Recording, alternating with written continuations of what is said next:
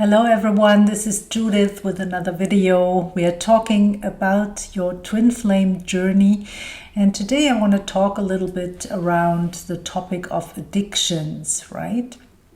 So it could be, and very often is that way, that you or your twin flame have addictions, right? And those addictions are in the way of your twin flame union, of course. So there are different types of addictions, right? We have like substances, but we also have like people, places, and things. And we also have a certain chemistry in our body that we are addicted to. And I want to go into depth a little bit with that third type of addiction here. So yeah, the addictions, the normal the regular addictions, right? That's some twin flames smoke, some are abusing alcohol, some are like addicted to even heavier drugs, or some are addicted to shopping or to sex or whatever it is, right? And for example, in my case, this was like an eating disorder.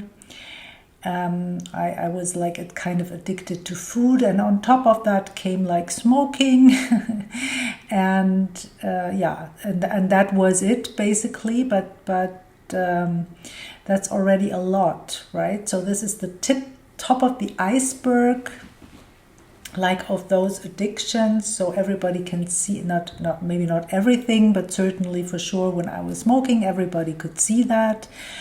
And and the other addictions, that's invisible, right? But you're not addicted to something, because there are some people who smoke and they are not addicted, right? It's only a few. Why? Because our whole society is in a way based on addictions, right?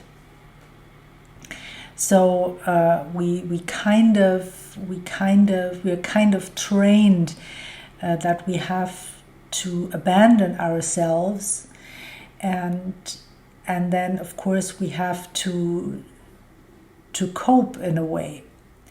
And then people start coping with all kinds of addictions. So this has become normal, like watching TV and Netflix, or being on social media.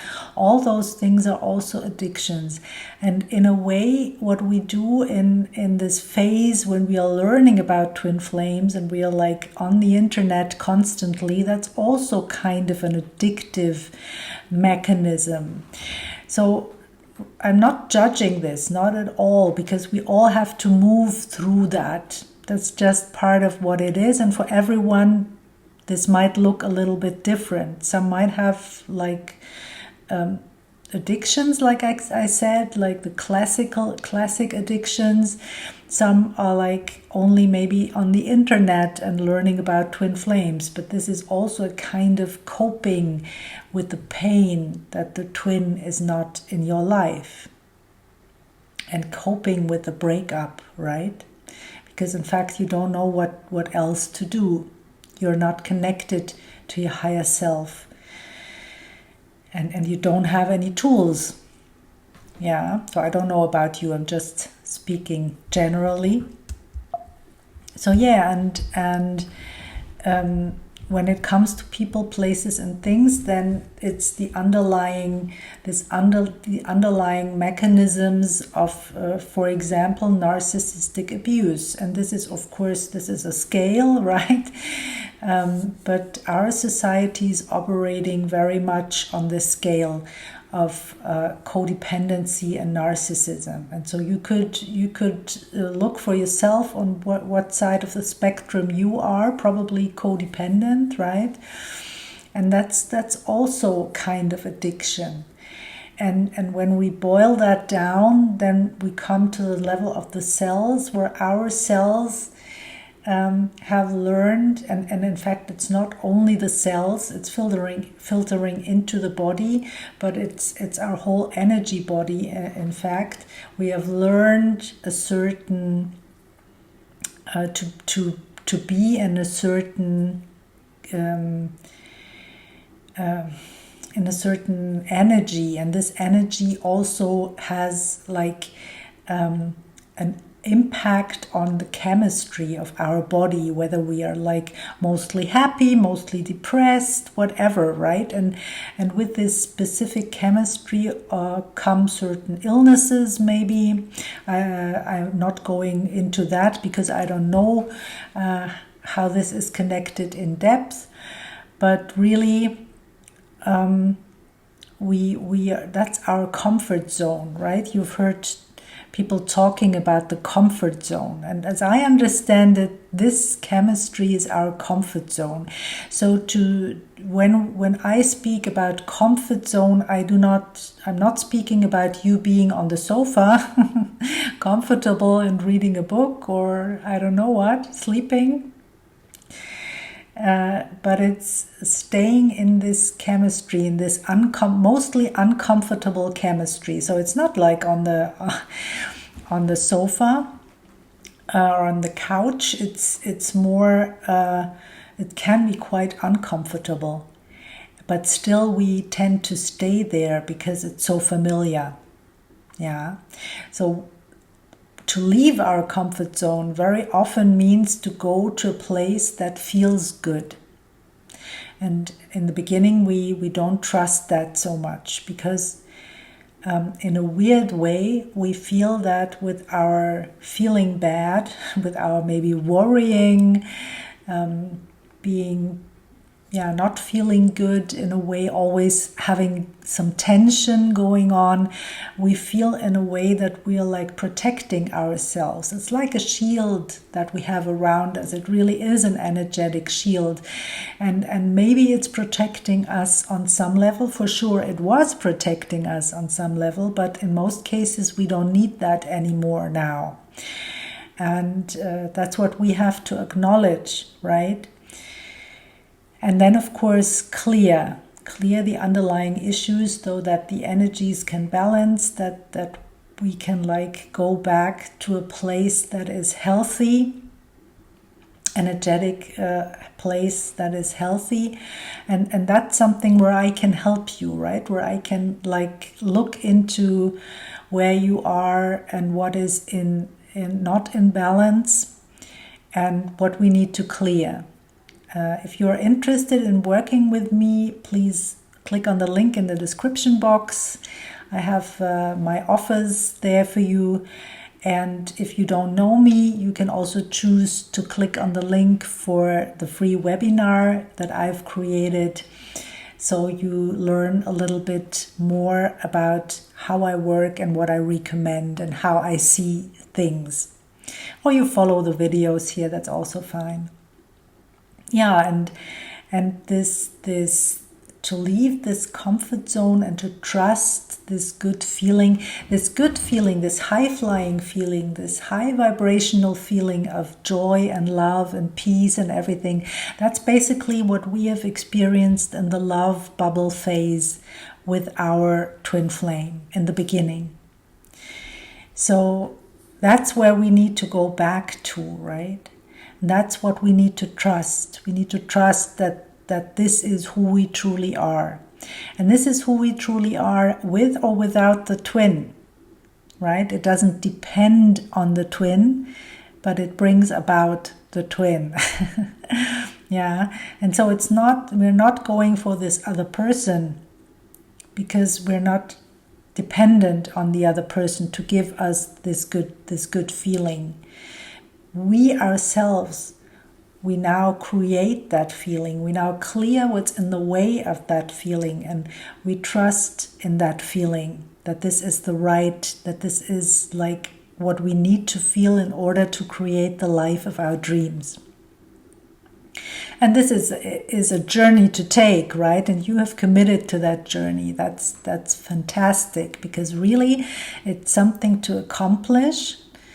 And at times it can be overwhelming, at times it can be hard. And so I'm here for you, of course, and it's also normal to need assistance along the way. This at times takes a lot, right? Because you have to move through all the dark places, basically. And of course, we as human beings, we avoid this. And we could avoid this all our lives, but not if we meet our twin flame, because there's so much light, and so we see all the shadows. Now we cannot avoid them anymore. Yeah, so I hope that what else did I want to say around addictions? Yeah, it's also that your addictions, those are sometimes also the key to how you can assist others, right? So it might be like when you go there, you go to some of the darkest places maybe in your life, but also there lies the potential for you to transform this and come out the other side, and with a lot of skillfulness and knowledge around how to do things and how to help others, right? So you're like an alchemist, where you are, every twin flame is. We are alchemizing this lowest stuff, and we are like rooting for the light and for the higher vibrations. And in this way we are all also healers. We're healing ourselves, and then either we become healers, or just by example, just by the way that we are living our lives, just the way that we are relating to the world and to other people, and of course to ourselves and the divine, just this already has an impact on others, right?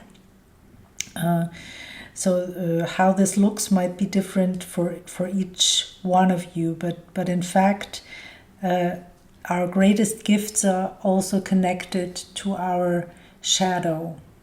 So it's worth going there. And just if you have an addiction going on, then know that this needs to be cleared. I think it's important to know that this is a block to your union, and take the time that you need, right? And tell the universe how you want to resolve this, right? Just let the divine know that you want this to go easy, right? That you want this to go effortless. Just let the divine know that you want to receive help with that, the appropriate help, right? So it's always the first step wherever we are going on our journeys, on our twin flame journeys, is also setting an intention, right? That's the first step, and then to stay firmly on the path, and that's how we proceed, step after step after step.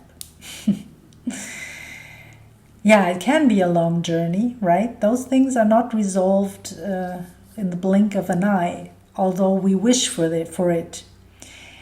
Some twin flames, they come together and they already have done a lot of work before they meet their twin. That's different, right?